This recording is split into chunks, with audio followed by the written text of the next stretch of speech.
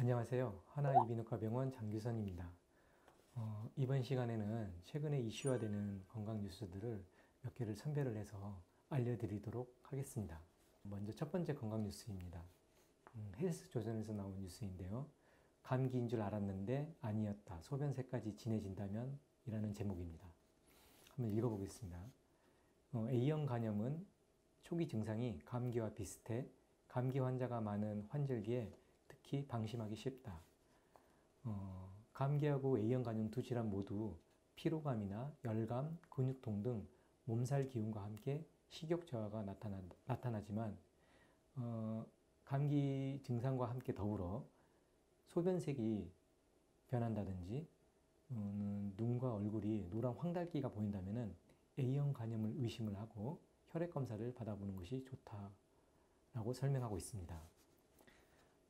최근에는 이게 20, 30대에서 A형 간염 발병률이 급증하고 있는데 이는 위생과 보건 환경이 좋은 곳에서 자라서 어릴 때 바이러스에 노출되지 않으면서 항체가 형성되지 않았기 때문에 이렇게 젊은 층에서 A형 간염이 발병한다고 되어 있습니다. A형 간염은 입원해서 적절한 대증 치료를 받으면 85% 정도는 대부분 자연스럽게 호전이 된다고 합니다. 그리고 A형 간염을 한번 앓고 나면은 대개 재발하지 않고 평생 면역력을 유지한다고 합니다. 예방수칙으로는 평상시에 손을 깨끗이 씻는 등 개인 위생을 지키고 백신 접종을 받아서 예방하는 게 가장 효과적인 관리 방법이라고 설명하고 있습니다. 두 번째 뉴스는 뉴스원에서 나온 뉴스인데요. 감기로 착각하기 쉬운 이 증상 급성 후두염 주의보라는 제목입니다. 최근에 뚝 떨어진 기온에 감기 증상을 호소하는 이들이 늘고 있는데요. 큰 일교차에 면역력이 떨어지고 건조한 탓에 호흡기 점막이 약해져서 공기 중에 세균이나 바이러스가 후두에 침입해서 문제를 일으키게 됩니다. 이런 경우 목이 붓고 갑자기 목소리가 변하기도 하는데 이런 경우에는 급성 후두염일 가능성이 있습니다. 후두라는 구조는 상기도 중에서 가장 좁은 지역입니다. 그래서 성대를 포함하고 있는 후두는 목구멍의 아랫부분에 있는 공기가 통과하는 호흡기관이자 발성기관으로 이곳에 염증이 생기면은 침을 삼킬 때 목구멍에 심한 통증이 올 수가 있고 목소리가 안 나오거나 심한 목소리 변성이 나타날 수 있습니다. 또한 이로 인해서 기침 시 좀 특징적으로 컹컹거리는 개 짖는 듯한 기침 소리가 난다든지 항아리 기침으로 표현되는 울린 기침 소리가 나타나는 게 이 후두염의 특징입니다. 이 후두염이 심할 경우에는 호흡곤란 증상이 나타날 수도 있습니다. 특히 영유아들은 기도가 성인보다 좁아가지고 후두염이 급성 폐쇄성 후두계염으로 진행될 수가 있습니다. 미열이 난다든지 콧물 등과 함께 영유아들이 컹컹거리는 듯한 기침 소리를 내면서 숨쉬기 힘들어 한다거나 그러면은 단순 감기로 생각하지 말고 이비인후과를 찾아 진료를 받아야 한다고 설명하고 있습니다. 예방수칙으로는 일상생활 속에서는 잦은 환기로 실내 공기를 깨끗하게 만들어주고 가습기를 이용해서 실내 습도를 높여주는 게 좋겠습니다. 세 번째 뉴스는 감기보다 오래가는 마이코플라즈마 폐렴균 감염 4주간 2배 이상 늘어났다.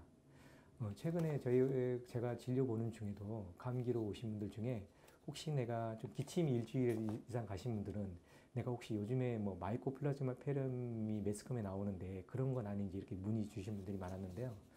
그거 관련된 내용인 것 같습니다. 한번 읽어보겠습니다.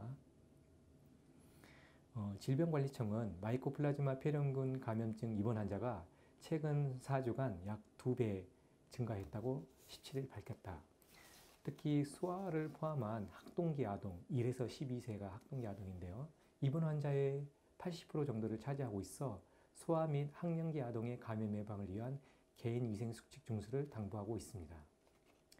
마이코플라즈마 폐렴균 감염증은 마이코플라즈마 폐렴균에 의해 급성 호흡기 감염증으로 제4급 법정 감염병입니다.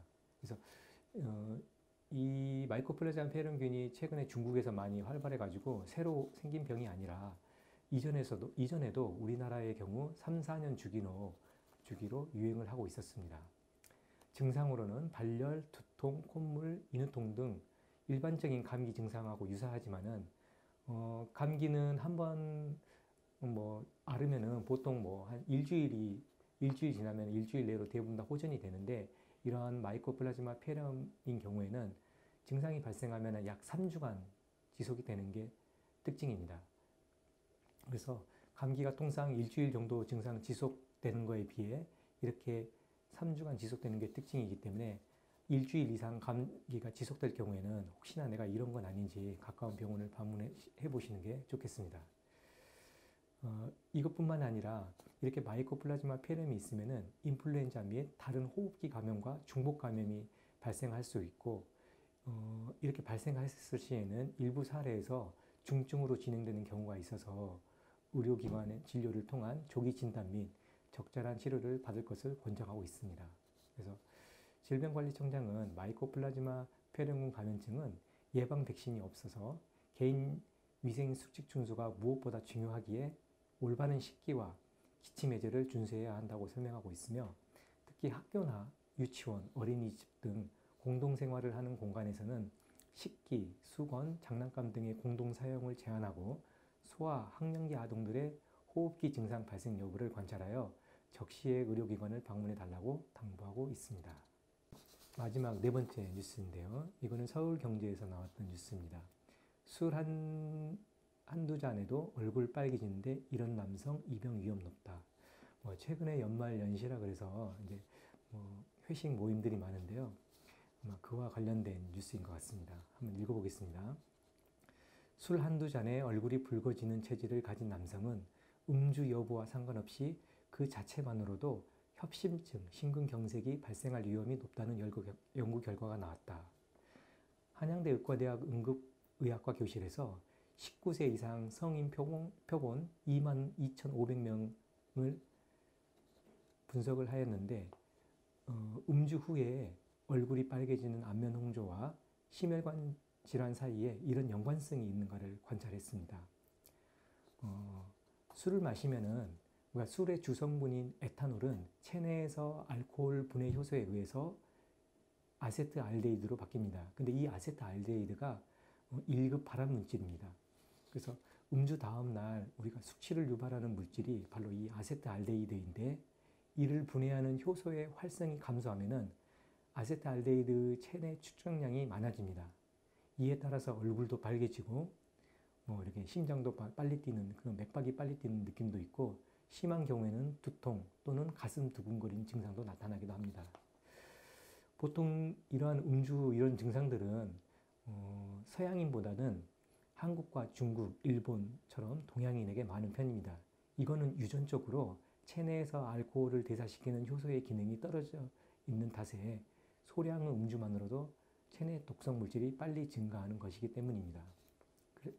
그래서 한두 잔의 얼굴이 붉어지는 체질을 가진 사람이 그렇지 않은 사람들보다 협심증이나 심근경색이 발생할 위험성이 1.34배 높고, 여기에 담배까지 피운다면 심혈관 질환 발생 위험률이 2.6배 더 높아진다고 설명을 하고 있습니다.